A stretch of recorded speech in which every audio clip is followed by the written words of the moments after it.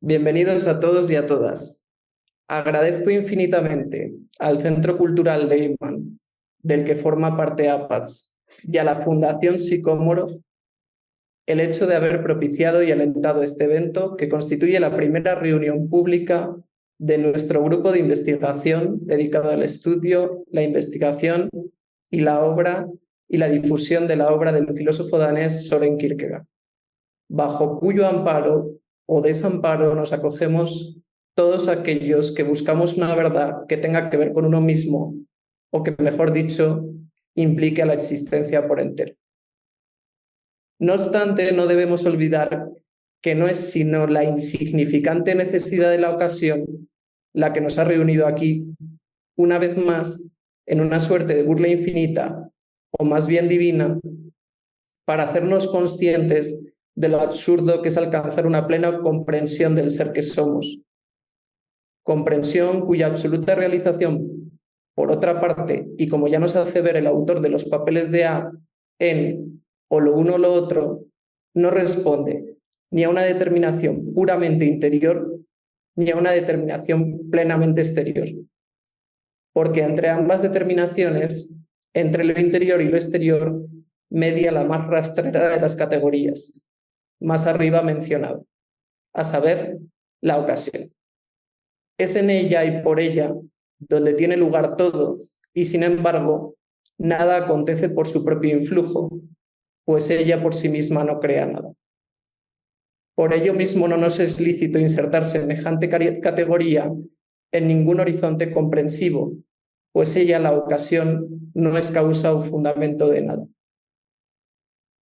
Por su parte, no es el ser humano el que crea la ocasión, es la ocasión la que le sale inesperadamente al encuentro al suscitar sin causarla la mutua imbricación entre aspectos inesperados de lo real y el ejercicio de una libertad siempre en ciernes, a vueltas más que con bienes o males particulares, con su propia posibilidad de bien, fuente última de toda ansia concebible y no de la mera transposición de una angustia impostada.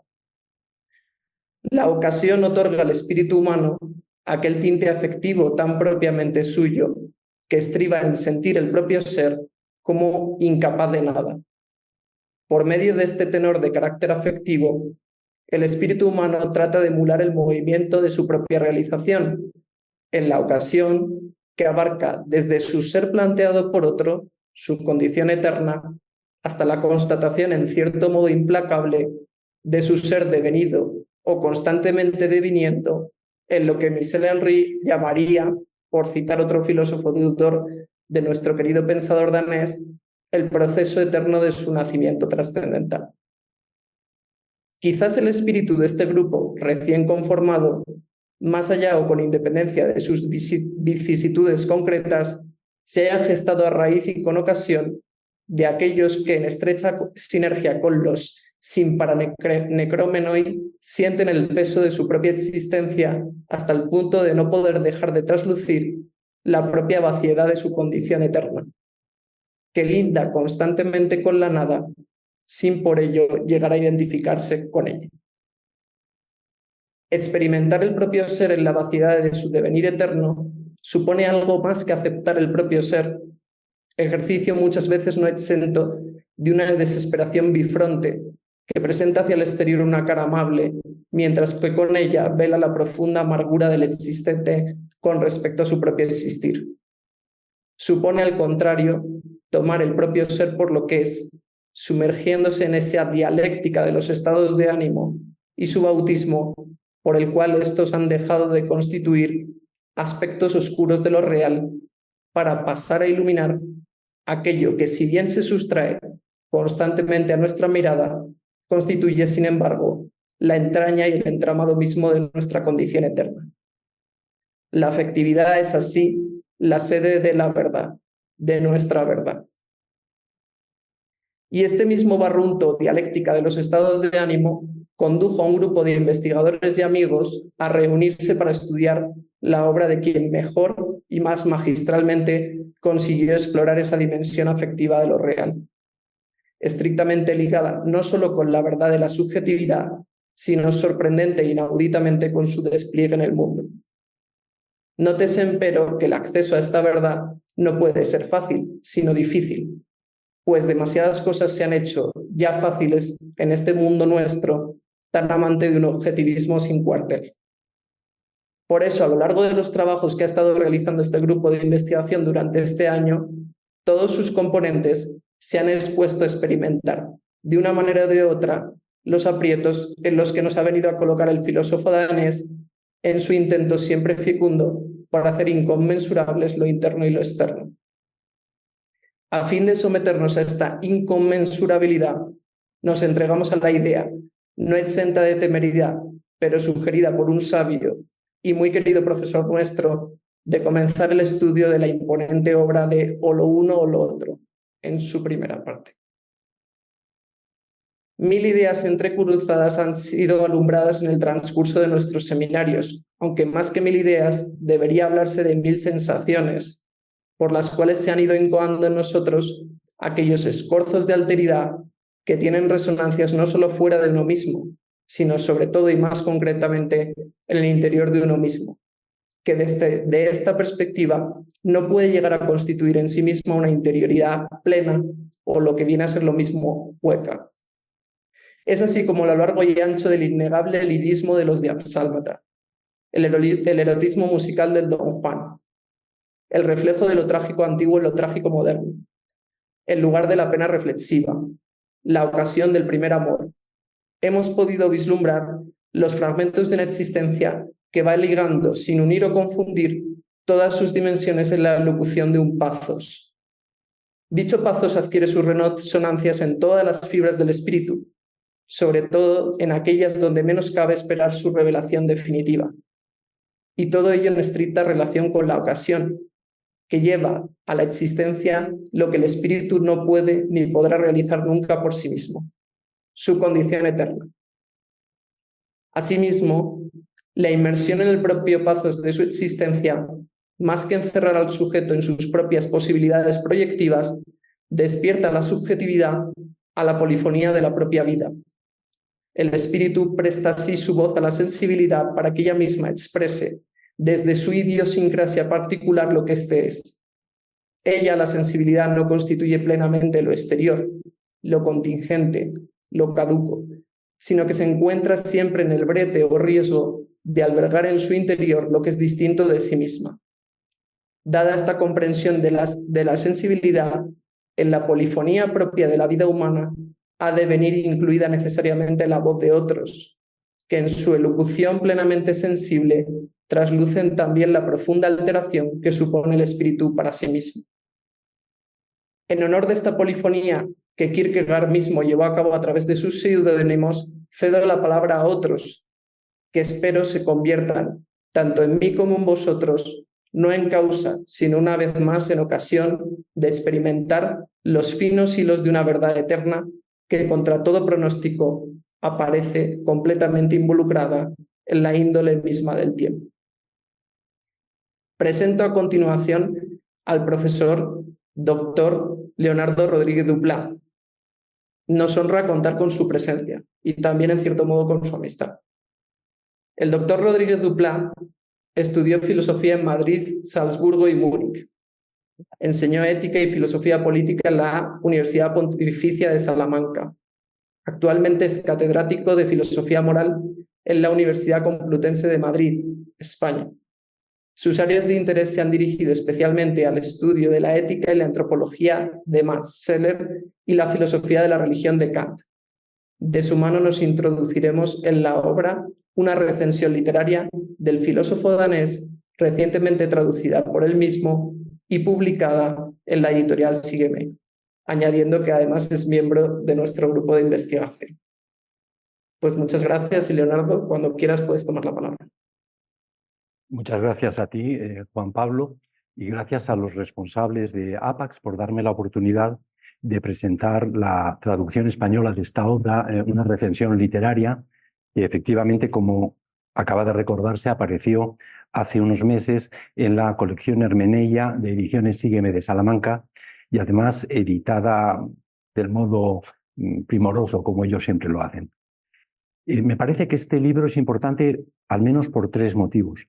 En primer lugar, porque contiene una aportación interesante a la teoría estética y más en particular a la teoría literaria. En segundo lugar, porque este libro incluye el pronunciamiento más explícito que tenemos de Kierkegaard sobre materia política, un asunto sobre el que no suele hablar. Y en tercer lugar, porque este libro contiene también un muy famoso diagnóstico cultural, un diagnóstico, como él dice, de la época presente. Es quizá la parte más conocida del libro, ha tenido ahí con muchísimos otros autores. Bien, lo que voy a hacer es articular mi exposición en torno a esos tres ejes. Primero la contribución estética, luego el pronunciamiento político y finalmente ese diagnóstico de la época presente. No es sorprendente que Kierkegaard se pronuncie en materia estética. Es algo que cualquier lector, y seguro que muchos están escuchando, cualquier lector habitual de Kierkegaard se encuentra a menudo desde el origen de su producción literaria. Su primera novela, recordaréis, su primera obra era una discusión muy crítica de una novela, precisamente, de una novela de Hans Christian Andersen. En su segunda obra, que es su tesis doctoral sobre el concepto de ironía, al contraponer la ironía romántica y la ironía socrática, Kierkegaard presenta un análisis muy agudo de los fundamentos de la estética romántica, precisamente. Y en la obra siguiente, como nos acaba de recordar Juan Pablo, en el primer volumen de O lo uno o lo otro, encontramos muchos análisis estéticos también sobre la tragedia antigua y la posibilidad de revitalizarla en el mundo moderno, sobre la ópera Don Giovanni de Mozart, sobre una comedia francesa contemporánea. Por tanto, esto es un interés constante de Kierkegaard y a esto me refería cuando digo que no puede resultar sorprendente para el lector que ahora nos encontremos con una aportación en ese mismo terreno. Pero ¿en qué consiste aquí la novedad o en qué consiste aquí la aportación? Lo que hace Kierkegaard en esta obra es elaborar quizás sea demasiado, bosquejar al menos una teoría de la novela. Una teoría, y esto es lo importante, muchos de cuyos aspectos permiten reconocer elementos de la propia posición filosófica de Kierkegaard. La ocasión externa para esta obra se la brinda la publicación de una novela titulada Dos épocas, de la escritora danesa Thomasine Gyllenburg. Para los lectores españoles, tanto esta autora como su novela son perfectamente desconocidos. De todas maneras, Kierkegaard, en su recensión de esa obra, incluye un resumen bastante pormenorizado del argumento de la obra, lo cual permite seguir sin dificultad la exposición, pero nosotros no tenemos por qué detenernos ahora en la novela de Gyllenburg, sino más bien en la teoría que se funda en la reflexión sobre esa novela. La teoría de la novela de Kierkegaard resulta ser, esto es lo original, en buena medida una teoría sobre el novelista. Esto recuerda aquello de Scheler en un escrito suyo breve sobre la esencia de la filosofía. Scheler dice, bueno, quizá no seamos capaces de decir qué es la filosofía, pero reconocemos de inmediato quién es filósofo. Y eso nos permite un cierto rodeo. Podemos decir, bueno, pues filosofía es lo que hace ese hombre. Una cosa así parece hacer aquí Kierkegaard. Pregunta por los rasgos esenciales, por los requisitos que ha de cumplir el novelista, el escritor, para cultivar precisamente ese género literario, porque está persuadido de que si el escritor posee esos rasgos, a los que a continuación me voy a referir, eso se reflejará en su producción literaria y, de hecho, la elevará a la condición de una obra de arte genuino. Yo creo que este es un planteamiento interesante y que además responde en alguna medida a la experiencia habitual del lector de novelas.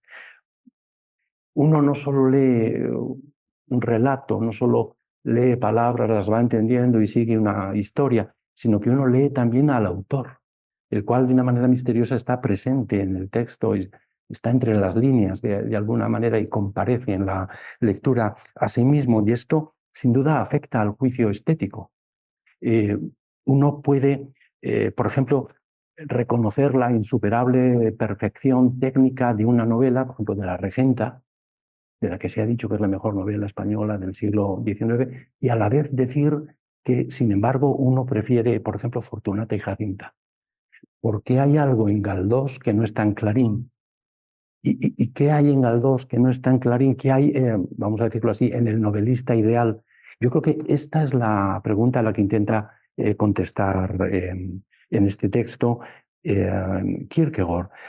Y la respuesta que da es la siguiente. Las dos condiciones esenciales del novelista auténtico son lo que él denomina, por un lado, desarrollo vital y, por otra parte, concepción de la vida.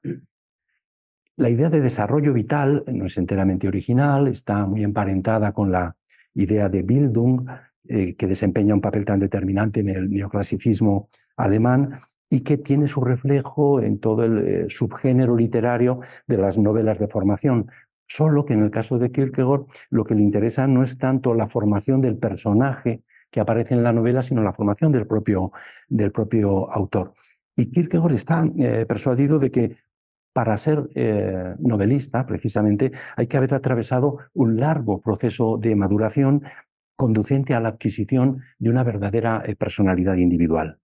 Pero lo interesante es que Kierkegaard, cuando expone esta teoría, no es simplemente un epígono de ideas recibidas, tomadas, como digo, de la tradición alemana, sino que más bien lo que hace es describir ese proceso de maduración conducente a la adquisición de una personalidad individual, describirlo a la luz de su propia interpretación de la existencia. Y más en particular a la luz de la famosa teoría de los estadios en el camino de la vida o de las esferas de la existencia, como también las llama. Ese sería el primer requisito que ha de cumplir el novelista. Y el segundo requisito consiste en poseer lo que Kierkegaard denomina una concepción de la vida. Pero no cualquier concepción de la vida. Se trata de un concepto normativo, no meramente descriptivo. En realidad ambos requisitos están ligados porque solo se adquiere una concepción de la vida mediante el desarrollo vital, mediante ese proceso de maduración que describe Kierkegaard. Concretamente, él sostiene que solo se ha alcanzado una verdadera concepción de la vida cuando el autor, diciéndolo con la terminología de o lo uno o lo otro, cuando el autor se ha elegido a sí mismo, es decir, cuando se ha iniciado en el nivel ético de la existencia. Y no solo eso, sino que en la concepción de la existencia, en este sentido muy exigente, normativo de Kierkegaard, en la concepción de la existencia tiene que estar presente en alguna medida también la dimensión religiosa, la cual implica una afirmación del sentido general de la existencia y se refleja a sí mismo en una actitud y en un sentimiento, dice Kierkegaard, de resignación y de confianza. En esta perspectiva, no solo el arte inmoral no es verdadero arte, sino que tampoco sería verdadero arte el arte desmoralizado, el arte no abierto a la esperanza. Y que decir tiene que en esta perspectiva tan radical, obras muy conocidas de la historia de la literatura occidental no pasarían la prueba, no serían verdaderas obras de arte, y en realidad no serían verdaderas novelas. Sin duda este es un aspecto digno de discutirse. Bien, decía antes que a nadie sorprenderá que este libro de Kierkegaard aborde cuestiones estéticas, puesto que el interés por esas cuestiones está presente desde los comienzos de la producción literaria de Kierkegaard, pero sí sorprenderá, en cambio, a muchos el hecho de que el libro contenga un pronunciamiento, como decía antes, en materia política. Existe un prejuicio muy arraigado según el cual el constante acento puesto por este pensador en la subjetividad, en la interioridad, implica un profundo desinterés por el contexto político y social. Y para el individuo que se elige a sí mismo ante Dios, la historia y la sociedad no contarían. Más aún, si alguna actitud política pudiéramos, pese a todo, atribuirle a Kierkegaard, sería precisamente en virtud de ese acosmismo que se le atribuye, sería la de ser un pensador profundamente conservador o incluso reaccionario. Esto es algo que ha dicho Adorno, que ha dicho Lukács y que en la estela de ellos ha repetido muchos otros. Y parecidamente se ha sostenido que en el terreno religioso la insistencia en la soledad del individuo ante Dios desemboca en una verticalidad absoluta, en una religiosidad sin comunidad. Y es innegable que hay pasajes en la obra de Kierkegaard que parecen justificar estos clichés tan utilizados.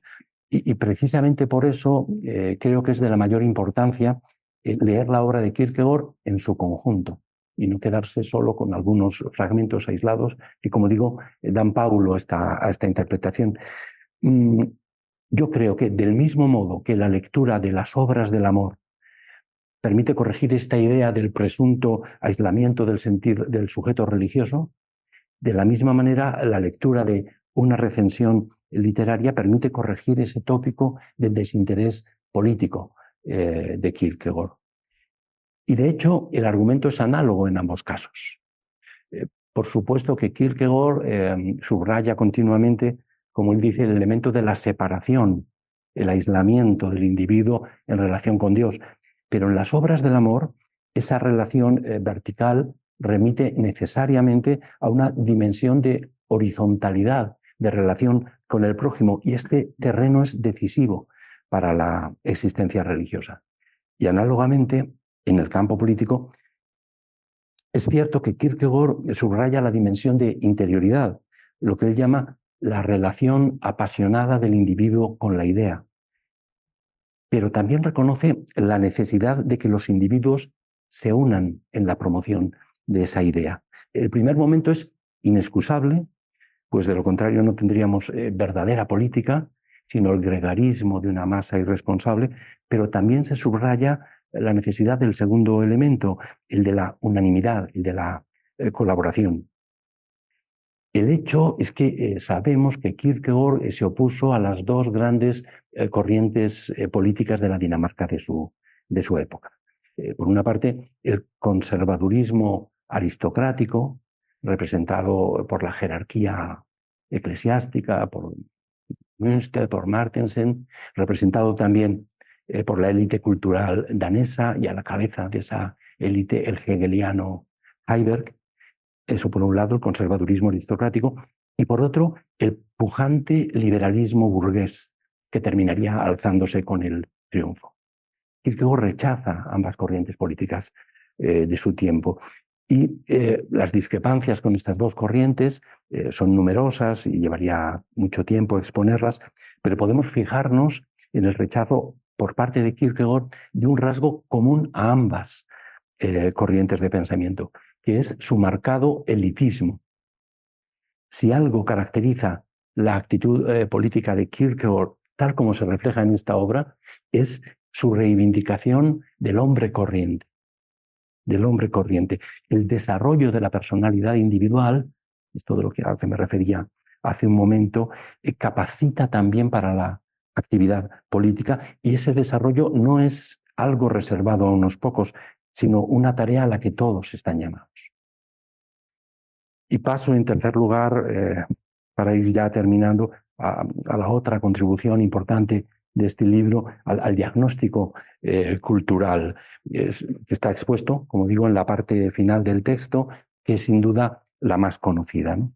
Lo que nos encontramos en esas páginas es una crítica extraordinariamente lúcida de la sociedad moderna de masas, que es lo que Kierkegaard ve surgir a su alrededor. En la época presente, que la novela comentada contrapone a la época revolucionaria, la hipertrofia de la reflexión anula la pasión. Pero quien dice pasión dice interioridad, dice apropiación, dice posibilidad de una auténtica existencia personal.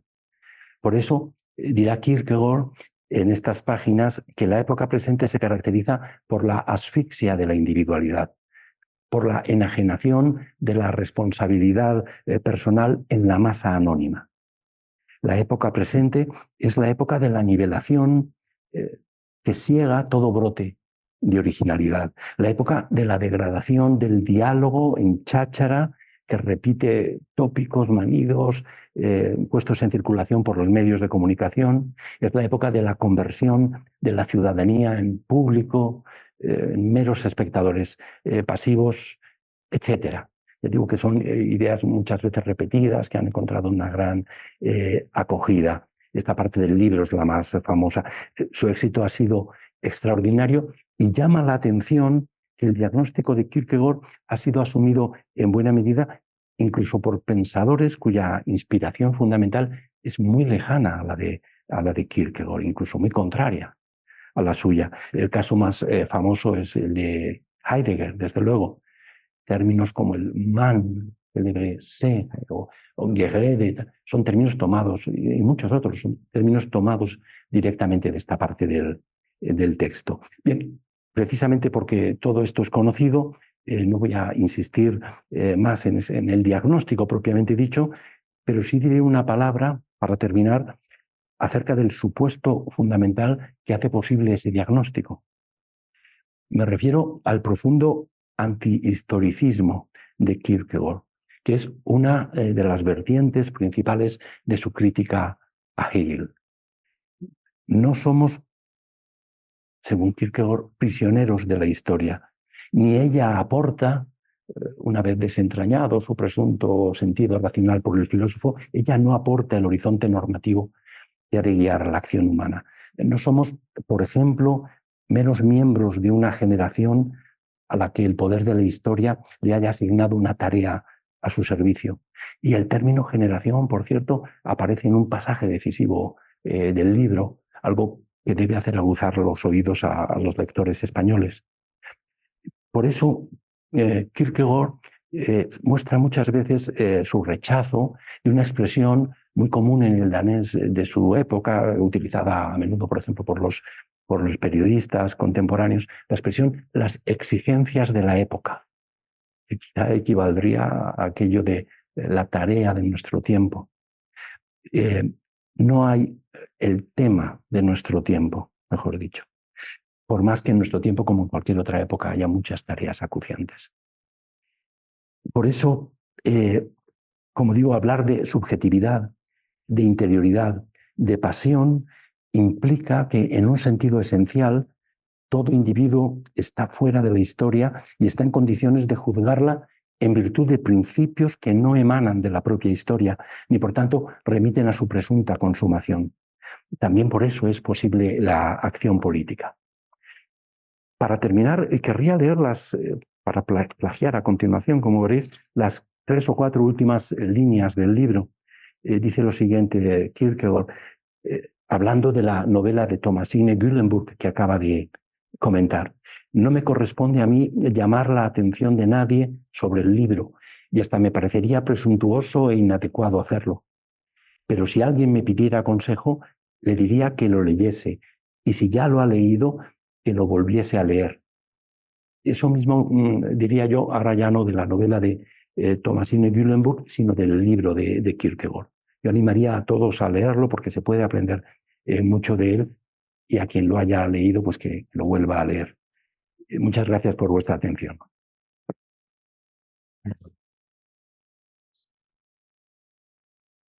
Muchísimas gracias, Leonardo. Y a continuación, pues es un gusto para mí presentar al profesor doctor Ángel Viñas, con quien junto con la doctoranda Raquel Carpintero Acero, que está acabando su tesis doctoral, planteamos y pusimos en marcha la idea de este grupo de investigación que ahora les presentamos. El doctor Ángel Viñas es profesor adjunto del área de Filosofía Moral en la Universidad Loyola de Sevilla.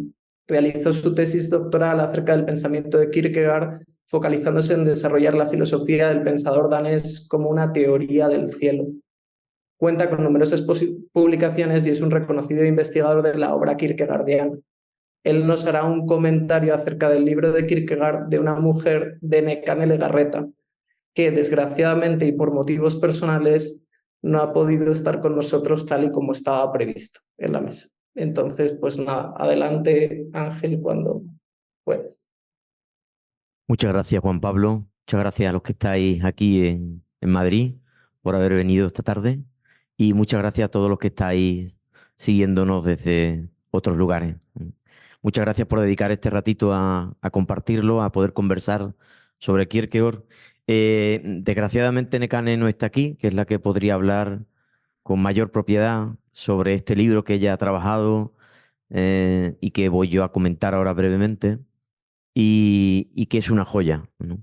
Pero bueno, también nos da la posibilidad, el hecho de que ella no esté, de que yo pueda hacer algo que ella no haría jamás, que es decir dos palabras sobre ella, ¿no? Posiblemente ya no diría nada sobre ella, así que como ella no está, pues yo me voy a permitir esa licencia.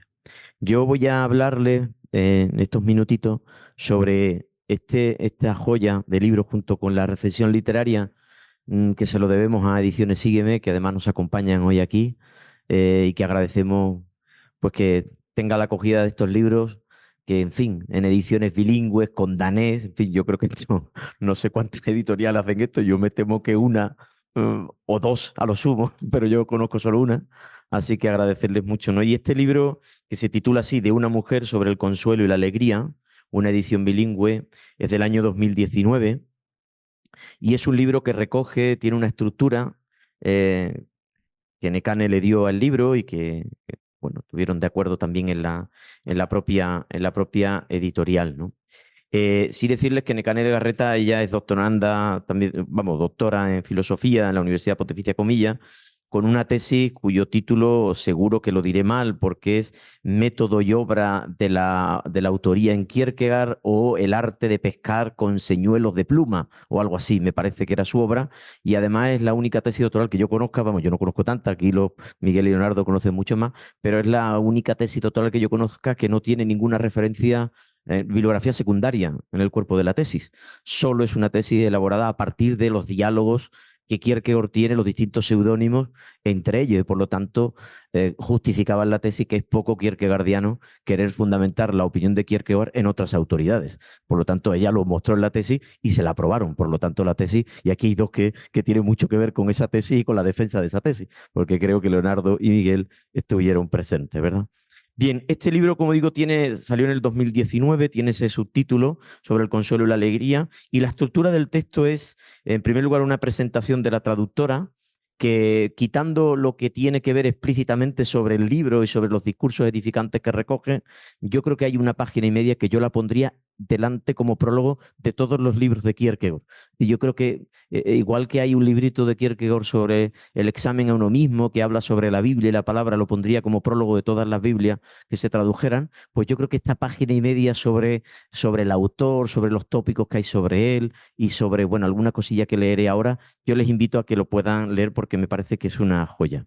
Después de esa pequeña presentación están los discursos edificantes consagrados, que eso es el cuerpo del texto, ¿no? El cuerpo del libro. Son los discursos que escribió Kierkegaard consagrados al versículo de Lucas 7:47 sobre la pecadora pública que se presenta en medio de una reunión de varones bueno, con sus lágrimas habla, con sus cabellos ama y con su silencio se convierte para Jesús y para Kierkegaard en una maestra, ¿no? Entonces veremos un poco, esos tres discursos son del año 50, 1850, y después 1849 y 51 son dos discursos, además del 50, pero estos dos específicamente, que tenían la intención de ser leídos ante sus hermanos, ¿no? Es decir, en la comunión, en la celebración, en los viernes, que saben que es una celebración que se sigue haciendo en la iglesia de Nuestra Señora en Copenhague, los viernes por la mañana, una celebración para confesar los pecados y donde se comulga también en la cena con el cuerpo y la sangre de Cristo, ¿no?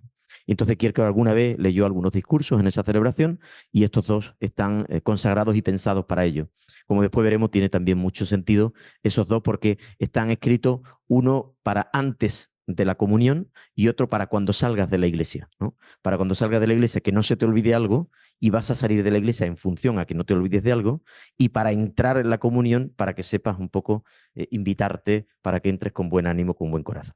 Y el libro termina después de esos discursos traducido magníficamente, como Nekane ha traducido el Post-Scriptum, como Nekane ha traducido otros libros también de filosofía, de fenomenología de la persona humana también, en Sígueme si no me equivoco.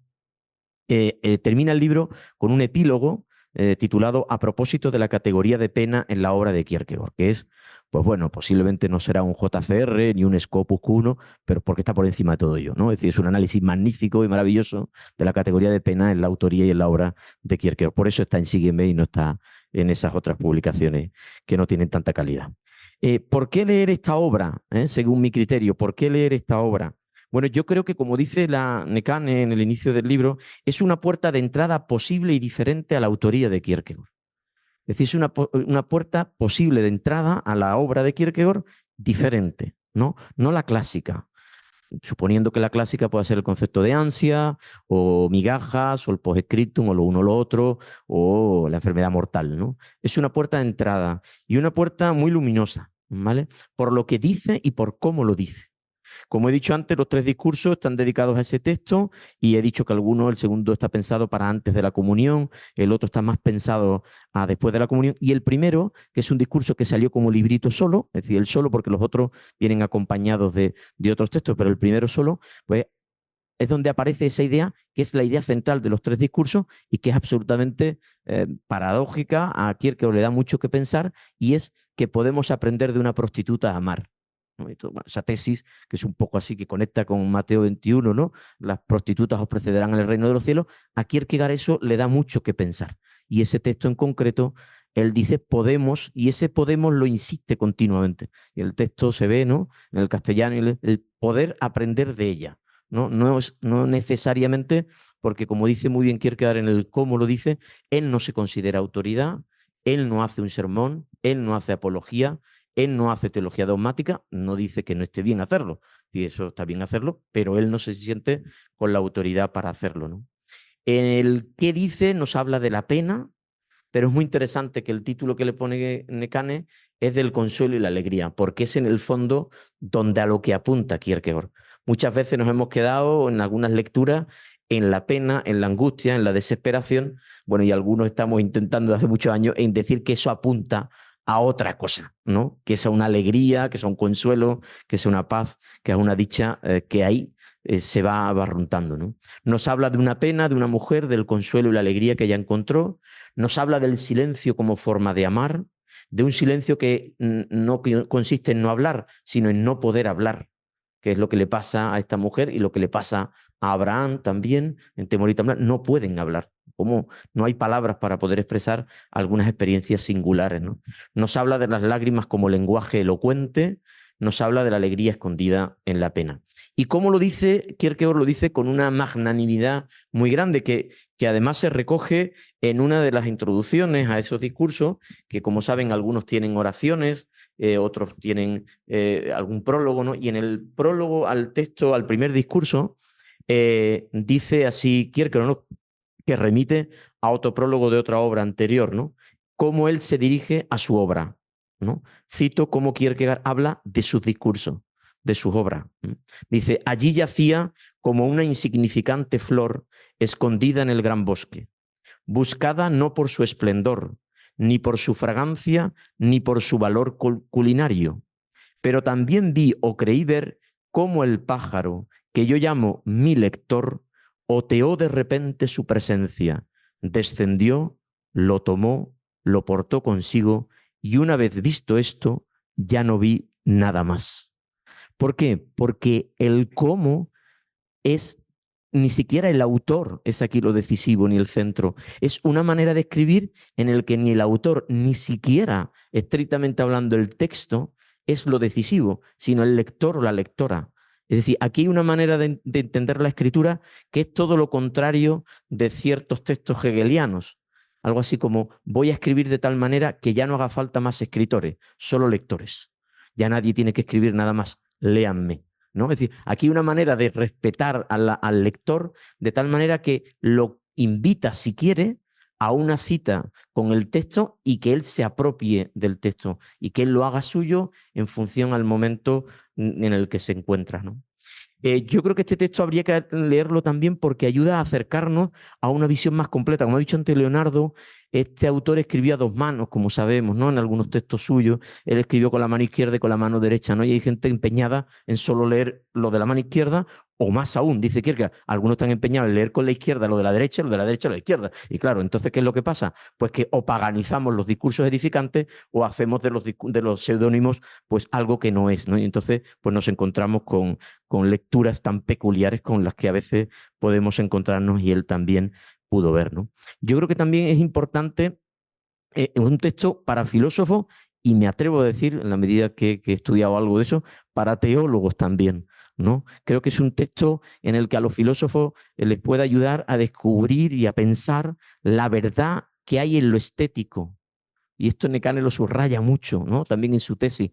No solo la verdad, sino la verdad en lo estético, la belleza en lo ético y en lo religioso, ¿no? Y cómo lo humano en el fondo no cabe en ninguna de todas esas categorías, sino que lo humano, que es el gran objetivo, que es la gran obsesión de Kierkegaard, cómo llegar a ser un ser humano, cómo llegar a ser un cristiano, eso es como su tema fundamental, ¿no?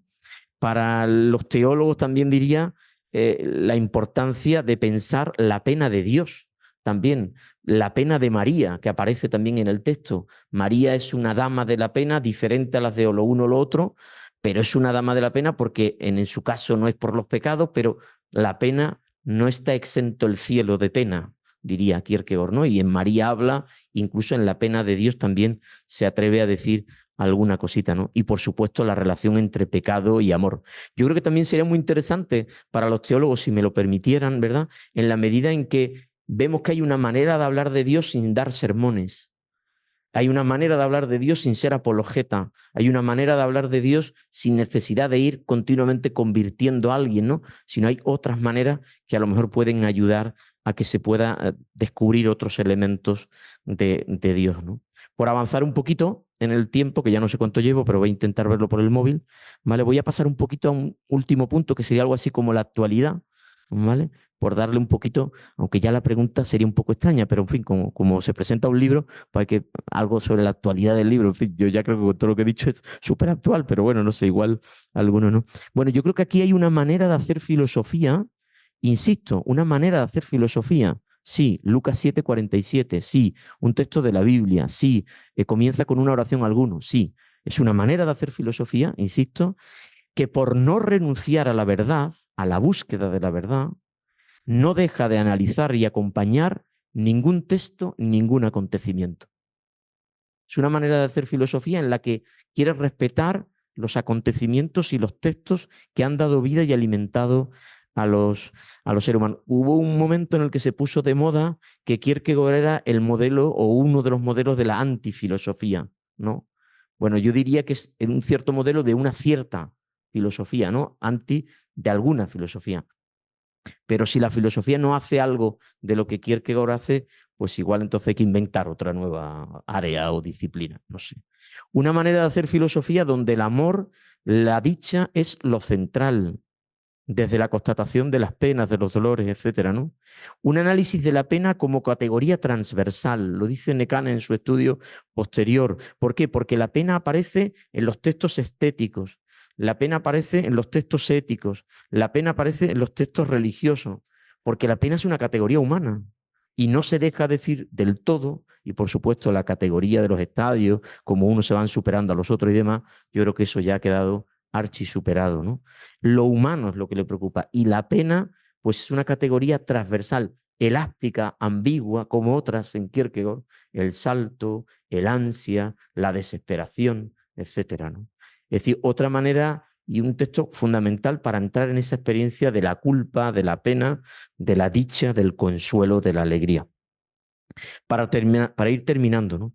Creo que la traductora en su análisis último sobre la pena nos dice, nos pone de manifiesto algo que aparece en el texto kierkegaardiano, ¿no? Y que yo la primera vez que se lo oí fue a ella, ¿no? Y tuve que ir a volver al texto y decir, efectivamente está aquí, ¿no? Porque cuando Nekane dice algo es porque realmente está ahí.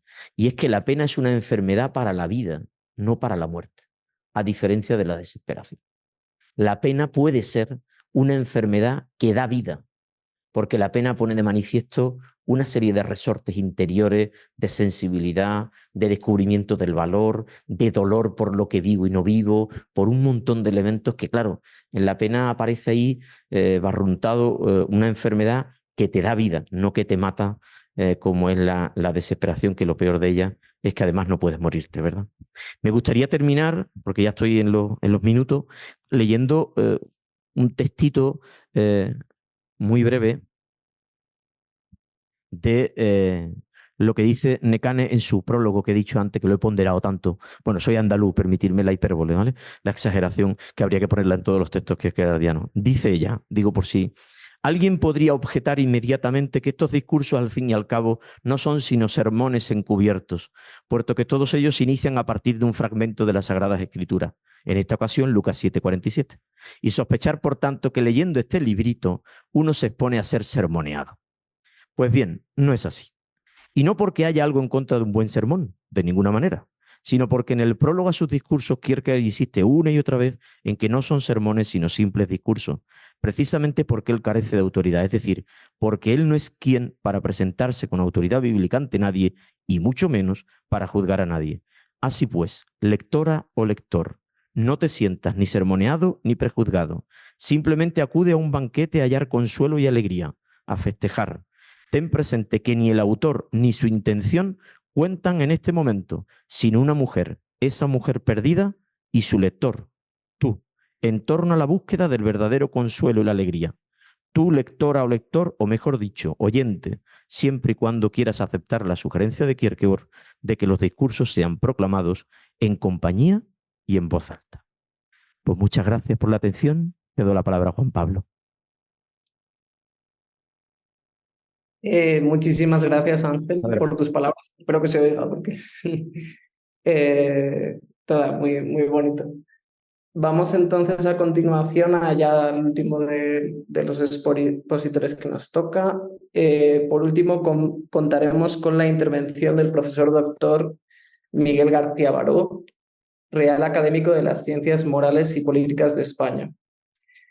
Me vais a permitir esto, pero más que utilizar expresiones pomposas a la hora de presentarlo o consignar su increíble biografía académica, me siento inclinado a expresarle tanto en nombre del grupo como de mí mismo nuestra gratitud, no solo por su magisterio imborrable, sino sobre todo y especialmente por su amistad que valoramos y yo personalmente valoro sobremanera y que se manifiesta no solo a través de palabras, sino de gestos de apoyo y aliento constantes, pese a todas las adversidades, por no decir fracasos, ¿no?, que sabemos ocurren o tienden a ocurrir en el camino de la vida.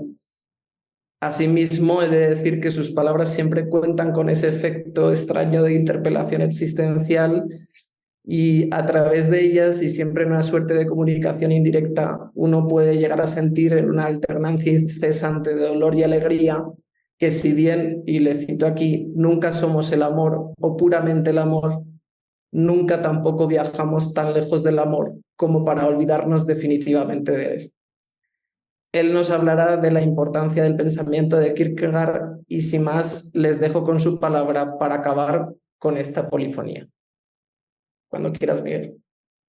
Bueno, muchísimas gracias a todos, en especial a quienes me acompañan en la mesa y a Juan Pablo.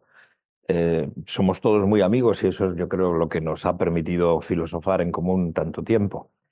Mi intervención aquí hoy realmente es muy kierkegaardiana, es propris auspiciis, porque, de hecho, no sé siquiera si sigo perteneciendo o no a este grupo de investigación, ya que lo he atentado, pero luego no he participado de sus trabajos hasta el momento. Pero, en fin, en todo caso, la actualidad del pensamiento de Kierkegaard es algo que tendríamos que subrayar continuamente, porque lo primero que hay que pensar es de cuántas cosas nos liberó Kierkegaard, nos sigue liberando hoy. Eso es prácticamente es invaluable, no se puede cuantificar, es exageradamente grande. Nos ha librado de Hegel y nos ha librado de Hume, por ejemplo, lo cual ya es una verdadera hazaña filosófica de primera clase, pero lo ha hecho de la manera más, la única manera que era posible, que era renovar el socratismo en una forma cristiana. Al hacerlo, decidió precisamente no intervenir en la historia universal, sino escribir en una lengua que nadie leía, en el lenguaje de la calle, del café, que muchos traductores tienden a pensar que no, que debe ser un lenguaje casi hierático ante el que hay que traducir poniéndose de rodillas delante del texto. No es el caso de todos nosotros.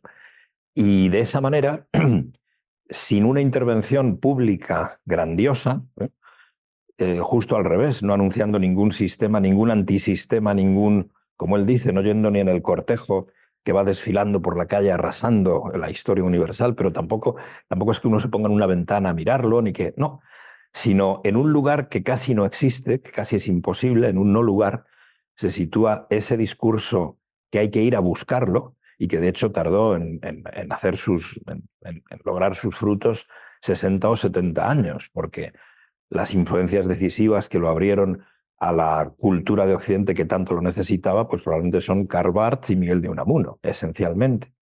Algunos otros pensadores alemanes de orden menos conocido, y enseguida también Rosenzweig. Lo que pasa es que Rosenzweig está realmente muy presente Kierkegaard en su obra, pero no hay citas de Kierkegaard prácticamente, ni en la obra publicada ni en el epistolario.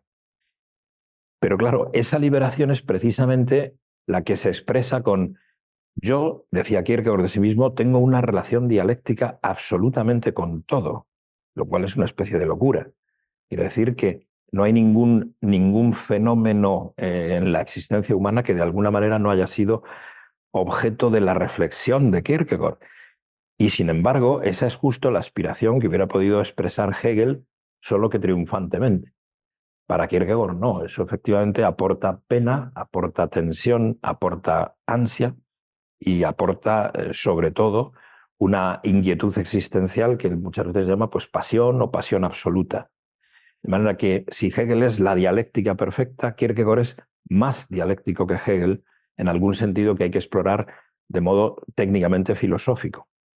Y al hacerlo, su escritura se convierte en esta especie de locura extraordinaria en la que muchas voces, en diversos niveles de la existencia, con diversas experiencias, pero todas hablando con el mismo estilo, con la misma voz, que eso es verdaderamente extraordinario, hacen que el lector se pierda en el bosque de sí mismo, no en el bosque de Kierkegaard, sino que es siempre rechazado a sí mismo. Claro, liberarse de Hegel, liberarse del dominio absoluto que la historia tiene sobre el ser humano, del historicismo, incluso en sus formas más suaves, el primer Unamuno, nuestro Ortega. Eso se ha repetido en la filosofía contemporánea, por ejemplo, en el caso de Levinas, que veía perfectamente, antecedente Rosenzweig también, cómo claro, la historia carga sobre nosotros con una fuerza tal que no la tiene ni la ciencia, ni la moda, ni ninguna otra, no sé, ningún otro de los elementos de nuestro tiempo. La historia parece que hace absolutamente imposibles muchas cosas, absolutamente necesarias otras, y que nos pone en esa situación que yo tantas veces he criticado entre nosotros, ¿no? La que describe Ortega como, bueno, soy como la gota en la nube viajera, ¿no? Para nada es así. Precisamente que el momento presente pueda ser el comienzo absoluto de algo es un mensaje bíblico, judío, kierkegaardiano y socrático también. Y esta combinación es lo que resulta decisivo.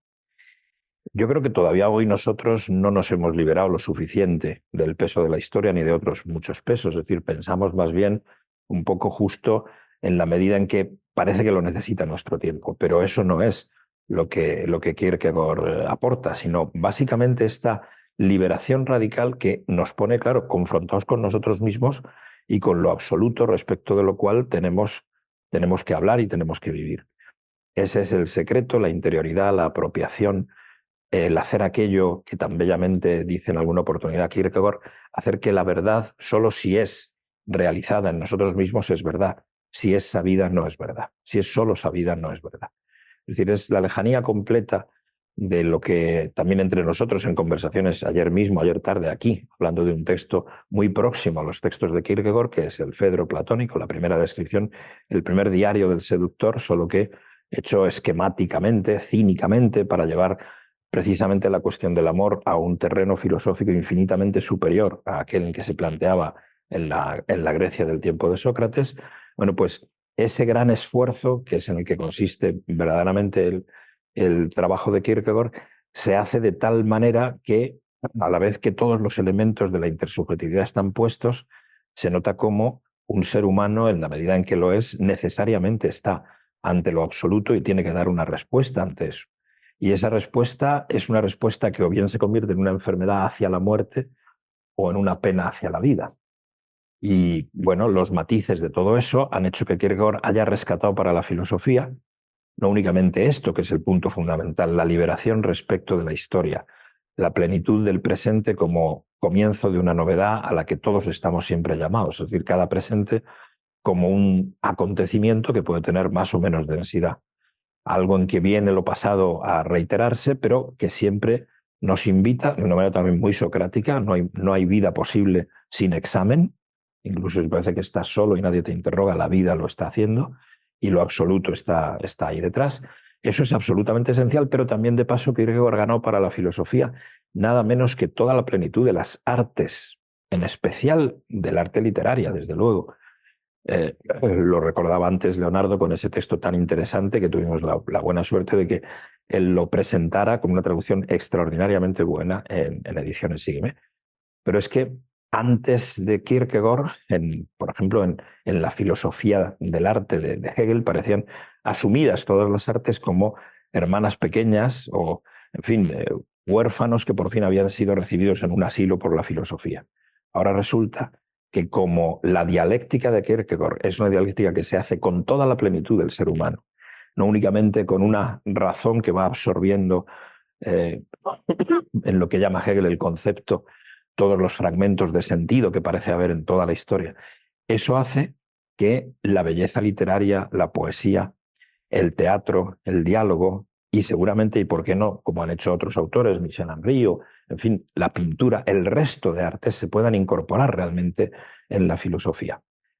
La poesía está presente en Kierkegaard, no se atreve a escribir poemas, menos mal, lo hicieron Nietzsche fatal y Heidegger regular, pero en fin, Kierkegaard no hace eso, se abstiene de eso y sin embargo los Diapsálmata y muchos otros fragmentos, desde luego, por ejemplo, lo que está dedicado a la tragedia antigua y su posibilidad de recuperación en la Edad Moderna es un texto literario realmente maravilloso, maravilloso.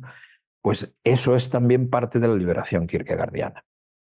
Trabaje cada cual en su pequeño espacio, en su lengua, trabaje en la soledad del grupo de sus amigos, no se preocupe por la historia universal, porque la repercusión que puede haber en ella es precisamente la misma que puede haber en el círculo más cercano, donde cada uno tiene que ser un individuo, precisamente dada la relación intersubjetiva y con la verdad que todos mantienen. Ese es el espíritu de la filosofía de Kierkegaard. Bueno, en ese sentido, claro, una de sus virtudes extraordinarias es lo que él llama, en ese prólogo extraordinario, la introducción que tiene el concepto de ansia, que es de los textos más pletóricos de toda la inmensa obra de Kierkegaard. Ahí se habla de cómo la filosofía en realidad es filosofía segunda, no filosofía primera. ¿Y eso por qué? ¿Por qué no es filosofía trascendental, sino, como él dice modestamente, psicología? ¿Y por qué filosofía segunda? Pues porque al ser la plenitud de una existencia, esta maduración sin la cual no se puede tener una concepción de la vida y no se puede escribir una novela, mucho menos un sermón, mucho menos un discurso edificante, mucho menos un tratado filosófico, psicológico, pues porque esa maduración nos implica a nosotros por entero, pero nosotros estamos individuados, entre otras cosas, por nuestra maldad.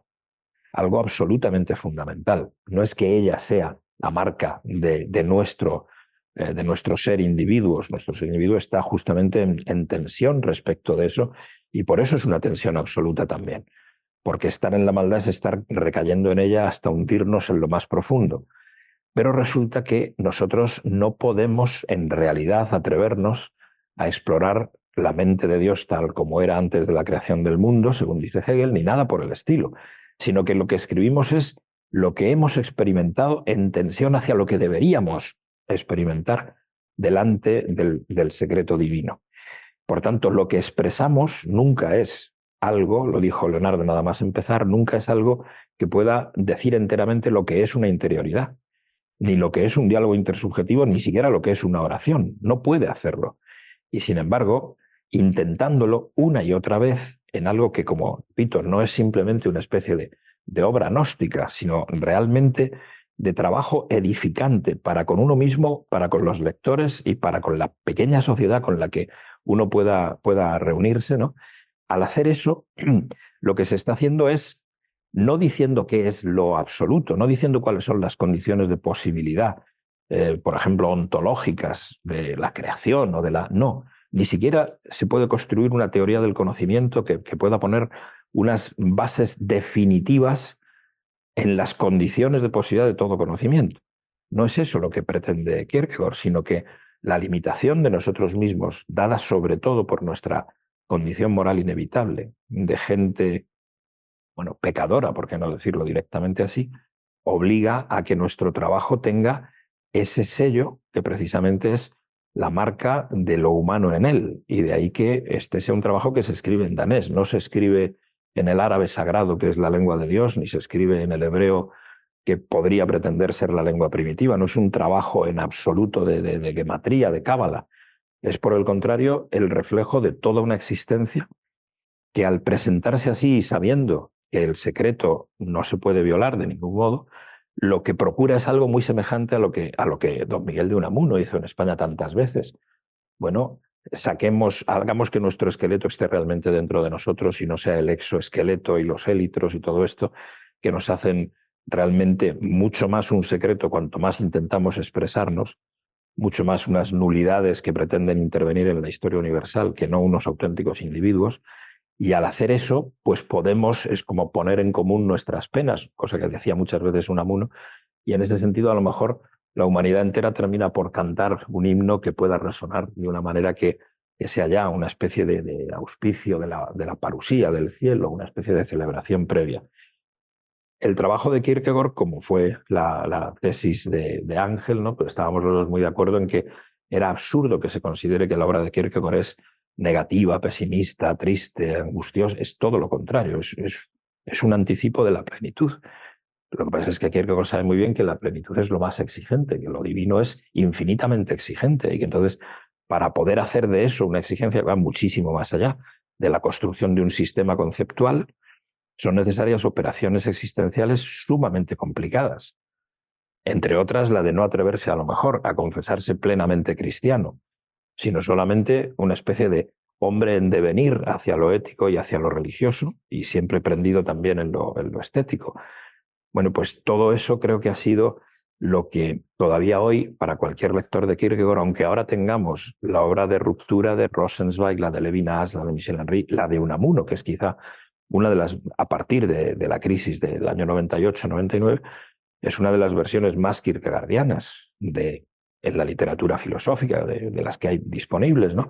Todo eso sigue haciendo que la lectura de Kierkegaard alimente a cualquiera, lo llene de ese entusiasmo por la belleza, por el bien, por la expresión de sí mismo sin la esperanza de llegar a ser ningún filósofo que marque su época ni nada por el estilo, que es lo que puede hacer que la filosofía tenga un auténtico futuro, se la llame como se la llame, porque es verdad que ya cuesta trabajo ni siquiera saber con qué nombre habría que denominar a esta especie de disciplina omnicultural que a la vez se oculta a sí misma, bueno, que es la propia de los hombres del subsuelo, en realidad, que recibe aliento justamente de las penas más profundas, de los gozos más profundos, y que por tanto pues tiene esa dificultad radical, aunque ahora estemos pues, siempre la transmitimos, la ponemos en YouTube y todo esto, pero bueno, porque estamos seguros de que a pesar de todos los pesares el medio no es el mensaje, ¿no? Y entonces pues intentamos desesperadamente hacer una especie de obra de edificación individual con nosotros mismos, pero a la luz de las cámaras, incluso de estos recursos que son ya propios de actrices o de actores de cine.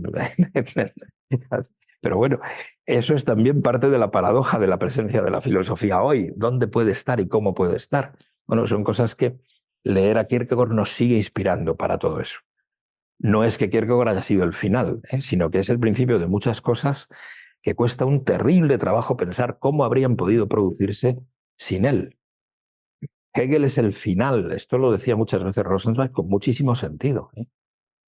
de Jonia ajena, ¿eh? Y ahí se ha terminado, en un cierto sentido, de el viejo pensamiento, la filosofía tal como se ha conocido siempre, una filosofía en la que siempre lo que hacemos es poner cuadritos y esquemas en una pizarra tal, dividir un concepto en 6, ¿no? Y eso no es lo que hace Kierkegaard, sencillamente no.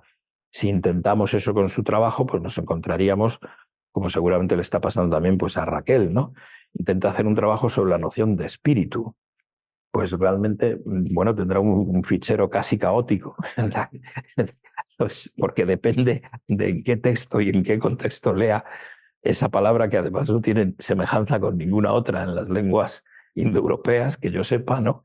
Y de ese modo intentará reconstruir algo que no es exactamente un concepto, es parte de la existencia de cada individuo, que tiene que saber que no solo tiene alma, sino que tiene una relación con la relación que él mismo es y que se funda en lo que, bueno, nos ha concedido la existencia a todos, en términos que le gustan quizá más a Michel Henry habitualmente, y a Kierkegaard solo cuando dice, bueno, ahora ya soy, bueno, este autor ya se pasa de cristiano, ¿no? Entonces puede hablar como Michel Henry, pero solo en ese caso a lo mejor. Bueno, estas son algunas de las cosas que siguen haciendo necesario leer a Kierkegaard y que habría que siempre, digamos, celebrar, en el sentido de que su trabajo de liberación es prácticamente inconmensurable.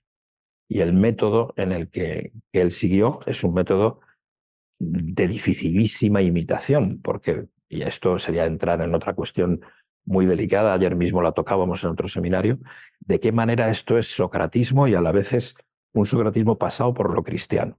¿Y qué es lo que eso significa? Aquí la noción de maldad personal, de pecado, como es, yo creo que no tenemos en español un término claro, porque que pecado se dice, pero es un poco raro, fuerte, ¿no? Maldad, perversidad, no sé qué, no tenemos realmente una palabra que sea, que haga bien ese uso, ¿no? No le convierte a Kierkegaard en un escéptico en absoluto. No es que su filosofía segunda sea entonces un escepticismo, sino que es un ensayo hacia lo absoluto, un ensayo sobre lo absoluto, y esos ensayos son valiosísimos como instrucciones posibles, como caminos, verdaderamente mucho más caminos de bosque o tal que los que otros pensadores han intentado luego, pero es el lector el que tiene que hacer todo ese camino desde el principio, y seguro que empezará a desviarse rápido en cuanto vaya leyendo a Kierkegaard o cambie de libro o cambie de autor incluso, porque lo que va a sentir es justo una apelación directa, inmediata, a la plenitud de su existencia. A esto que el maestro de Blondel decía, cuando se trata de filosofía se piensa hasta con las uñas y con el pelo, no solo con un concepto y luego con un... No, de otra manera. Bueno, todo eso es la filosofía realmente contemporánea nuestra. En realidad es una línea esencial que es Sócrates, Platón, Kant, Kierkegaard. Y luego de ahí se abre en otras posibilidades de la filosofía del presente. Pero eso es realmente lo del todo esencial en la historia de la filosofía, infinitamente más importante que el Aristóteles, Descartes, etcétera, que bueno, sí, todo lo estupendos que se quiera, pero están deslumbrados por cosas que no son lo absoluto de la existencia. Están deslumbrados por la ciencia, por la matemática, por el mundo como tal, pero no por los misterios de la existencia, no dividiendo todas estas cosas que ahora, no sé, ayer mismo tuvimos una magnífica conferencia de Juan Arana sobre el transhumanismo.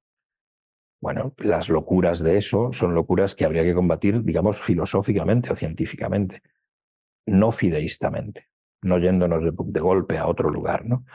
Es algo parecido a lo que hizo Kierkegaard con Hegel. Ahora, el trabajo es más fácil porque esa gente no sabe filosofía, pero de todas maneras desafía muy brutalmente, con un materialismo de generación 3.0, 4.0, no sé cuál, a toda concepción filosófica posible, ¿no?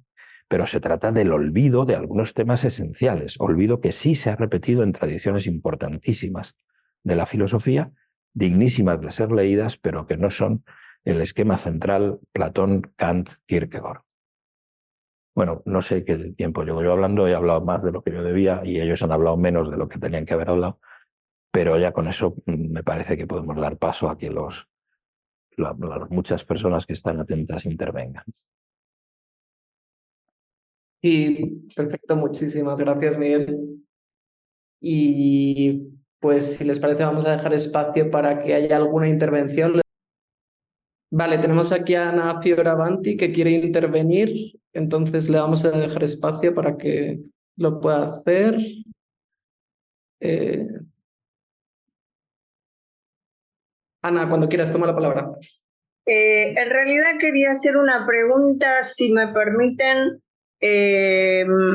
más vale una pregunta técnica, porque como una pena que no haya estado Nekané, porque me hubiese gustado mucho conocerla, pero bien, como tenemos un traductor como Leonardo acá, mi pregunta, y se trata de dos libros que presentaron traducidos, mi pregunta es ¿por qué en español se traduce la palabra angst en danés por ansiedad o ansia, como en inglés anxiety, y no como angustia? Ojalá. Por ejemplo, en Argentina traducimos el concepto de la angustia, o cada vez que aparece esa palabra en danés la traducimos como angustia. Sí. Bueno, muchas gracias por la pregunta, porque es una cuestión importante y una cuestión en la que el profesor García Baró ha insistido en varias ocasiones, ¿no?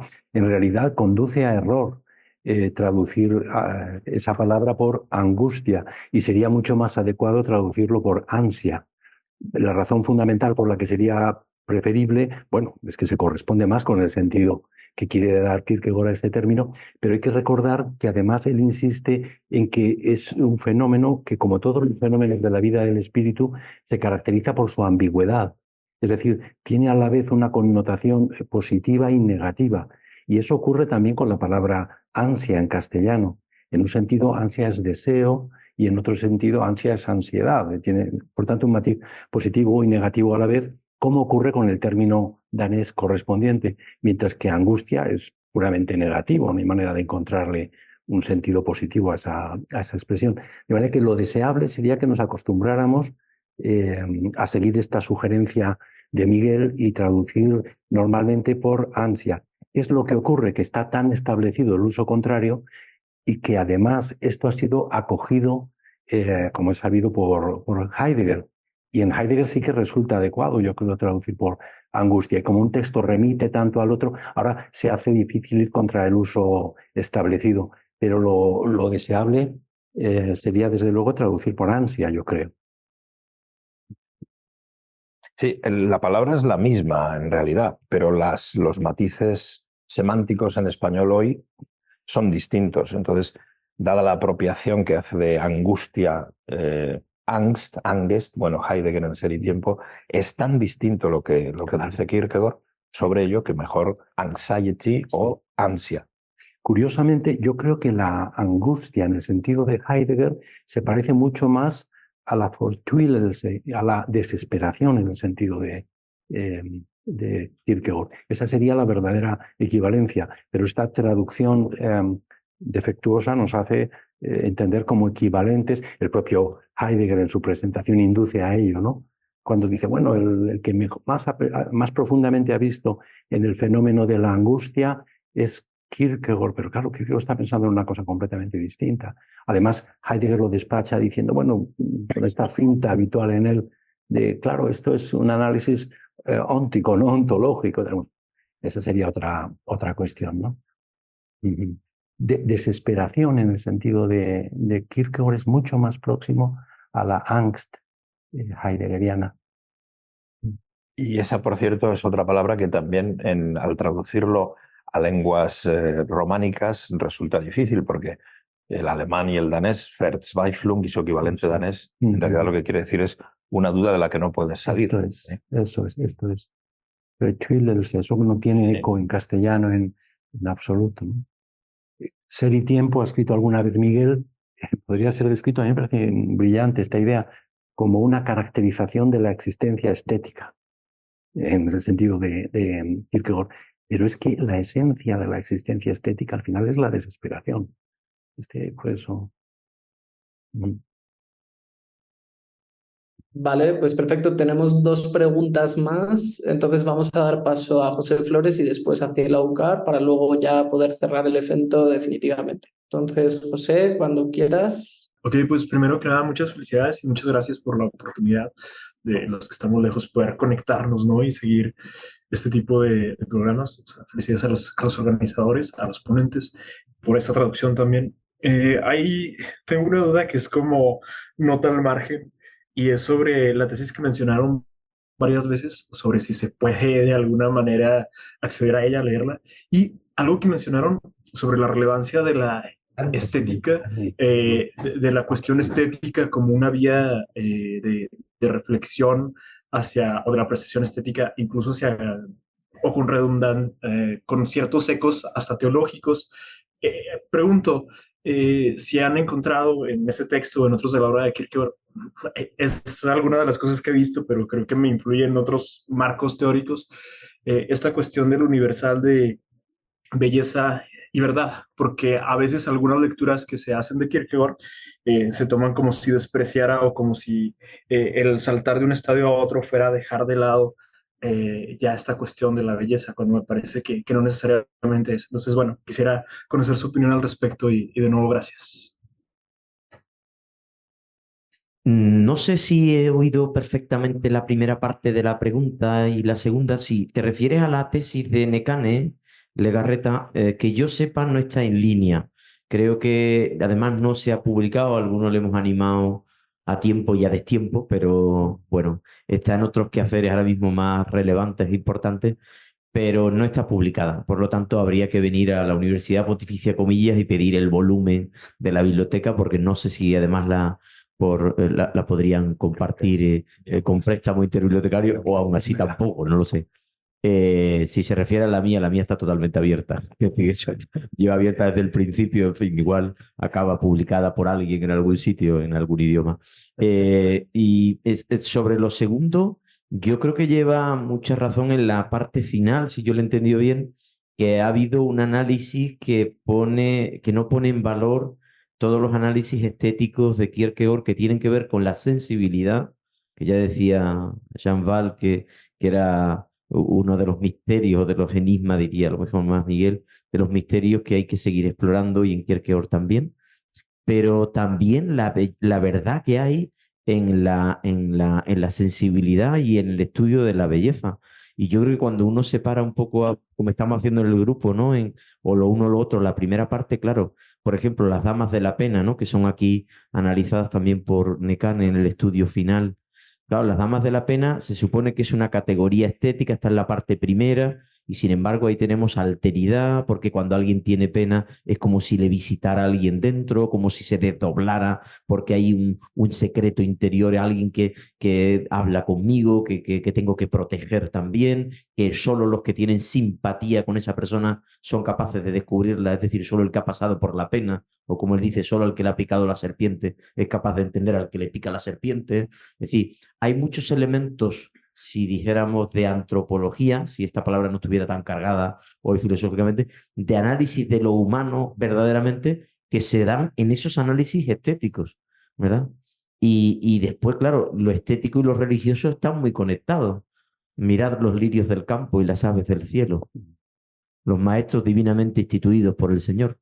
Claro, te coloca como maestra a una prostituta, te coloca como maestro a un lirio, a un ave. Este hombre, pues claro, pues como está. No, pero claro, en la estética, si ya vas con una idea de que en la estética solo te vas a encontrar algo venido a menos, no profundamente humano, etcétera, cometes un error. Hay algunos elementos que evidentemente remiten, como decía Leonardo, a la desesperación que puede haber en un mundo ahí que se autocierra, pero por otro lado hay algunos análisis de la sensibilidad que te hablan de alteridad, de verdad profunda de lo humano, escondido en esos análisis estéticos. Yo creo que sí.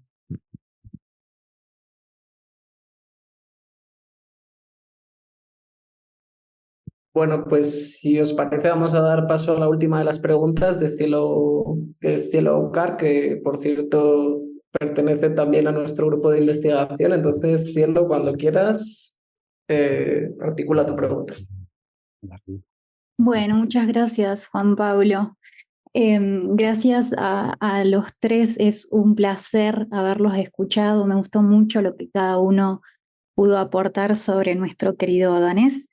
Y quería remitirme a dos cuestiones. La primera, una a la que Ángel recién hacía referencia, que tiene que ver con los maestros que va mencionando Kierkegaard, ¿no? Y en este sentido me resonaba mucho en la traducción de Nekane la figura de la mujer. Y me parece que la actualidad de la obra puede tener mucho sentido desde esta perspectiva, ¿no? No es uno de los apóstoles, como en otros libros de Kierkegaard, sino que es una mujer. Eso por un lado. Y por otro lado, quería retomar la pregunta que había hecho Ana, que pertenece a la Biblioteca Kierkegaard de Buenos Aires, y que, bueno, es una amiga muy querida también, y que tiene que ver con esto del concepto de la angustia y la relación entre Kierkegaard y Heidegger. Bueno, como ustedes saben, yo estoy escribiendo mi tesis sobre esta cuestión en particular, y no diría que la comprensión heideggeriana de la angustia tiene que ver con la desesperación kierkegaardiana, sino más bien con su concepto de angustia como angustia ante la posibilidad, o como angustia de la posibilidad para la posibilidad, y que tiene relación con el concepto de libertad y de llegar a ser, ¿no? Recién leía en el texto de Heidegger, en Ser y Tiempo, en el parágrafo 40, esta nota al pie tan famosa, ¿no? Donde él reconoce de alguna manera la influencia kierkegaardiana. Él dice que Kierkegaard es una de las personas que más trabajó el fenómeno de la angustia. No menciona otro término, sino angustia, ¿no? Y en otro pasaje dice: la angustia no es solamente angustia antes, sino en cuanto a encontrarse al par, angustia por. Aquello por que se angustia la angustia no es una determinada forma de ser y posibilidad del ser ahí. Y en este sentido me parece que hay una relación entre ambos autores, ¿no? La angustia como angustia ante la posibilidad de. Por supuesto que ambos proyectos filosóficos son muy diferentes, ambos parten de puntos de partida totalmente diferentes, y entonces se puede decir que mientras uno es un planteo existencial o existencialista, otro es un planteo existencial, ¿no? Suponiendo esa diferencia que menciona Heidegger en sus escritos posteriores. Aún así, teniendo en cuenta esta diferencia, yo considero que la angustia, tal como está presentada en el Ser y Tiempo de Heidegger, tiene relación más con lo que Kierkegaard entiende como angustia que con lo que entiende como posibilidad. Pero bueno, eso es un poco mi aporte en relación a lo que vengo trabajando también. Bueno, eso, gracias. Si me dejas un momento. En parte, claro que el concepto está tomado de Kierkegaard, porque es angustia ante nada. Y Kierkegaard eso sí lo dice, es angustia ante la posibilidad como tal, o ante la posibilidad de la posibilidad, como tú has recordado. Y claro, esa posibilidad de momento es nada. Esa es la zona que toma directamente Heidegger, pero ya no el resto. Si vas al parágrafo 38 en vez de al 40, te encuentras con que el resultado de la angustia es no ya solo una soledad, sino la imposibilidad, la carencia de todo sentido en el hecho de pedir socorro a nadie. Es decir, que hay una suspensión total de la Fürsorge que se la ha tratado antes del tema de la angustia, sorprendentemente, porque en realidad la Fürsorge auténtica tendría que venir después de la angustia y ser, bueno, esa preparación hacia la libertad y tal de la que has hablado tú. O sea, hay una zona que está tomada literalmente de Kierkegaard, pero luego otra en donde la separación es total. Claro, la palabra es solo una. En alemán y en danés no hay otra palabra para esto, pero la hay en español y entonces, aunque ya te digo, claro, en español todo es angustia en latín y de ahí pues tienes la derivación culterana, que es angustia, y la derivación popular, que es ansia o ansiedad. Pero resulta que nosotros tenemos una resonancia que sí que acoge, como ha recordado antes Leonardo, el hecho de que también me da ansia ante lo bueno, también me da ansia ante la posibilidad de algo que sea bueno. Y claro, naturalmente eso no cabe de ninguna manera en la descripción de Heidegger. Sería por eso por lo que nuestra separación de esa traducción. Perdona una cosa, le recomendaría mucho a Cielo que mirara lo que dice sobre ese tema Jaspers en Filosofía, Es después, 5 años después de haber publicado Ser y Tiempo, Heidegger, su amigo Jaspers, escribe sobre ese mismo tema, en especial en la segunda zona de ese libro, en la aclaración de la existencia, sobre Angst. Y es muchísimo más próximo a Kierkegaard de lo que es Heidegger. Y eso también puede ayudarla. Claro que en una tesis, si uno quiere concentrarse en su tema, no puede empezar a leer, pero es que eso justo sí es una lectura sumamente adecuada. Perdón. No, está muy bien. Pues nada, vamos a dar cierre al evento y entonces simplemente añadir que después de lo escuchado, pues evidentemente ya no queda más que agradecer a nuestros ponentes por sus intervenciones, también a los asistentes, y seguir deletreando junto con los ponentes y junto con Kierkegaard el misterio de nuestra propia existencia, ¿no? Como información relevante para los que estén interesados, nuestro grupo de investigación, conformado en torno al estudio y la investigación de la obra de Kierkegaard, cuenta con un seminario que se celebra mensualmente, ¿vale? Y que por supuesto está abierto a la inscripción para si alguien tiene especial interés en incorporarse a nuestros equipos de trabajo, pues escribiendo al mail de contacto@apats.ac pues pueden expresar allí su interés. Este año hemos estado trabajando la obra de Lo uno, lo otro, primera parte, como ya he dicho antes. Como resultado de este primer año de trabajos, estamos planteando una publicación en el futuro en forma de número monográfico en el que se puedan consignar los avances del grupo de investigación y los resultados de nuestras discusiones. Iremos informándoles de los pasos sucesivos que vayamos dando. Muchas gracias de nuevo a todos. Buenas noches para España, creo ya. Bueno, buenas tardes, noches. Y buenas tardes, creo que sí, para México y Argentina. Y muchas gracias a todos.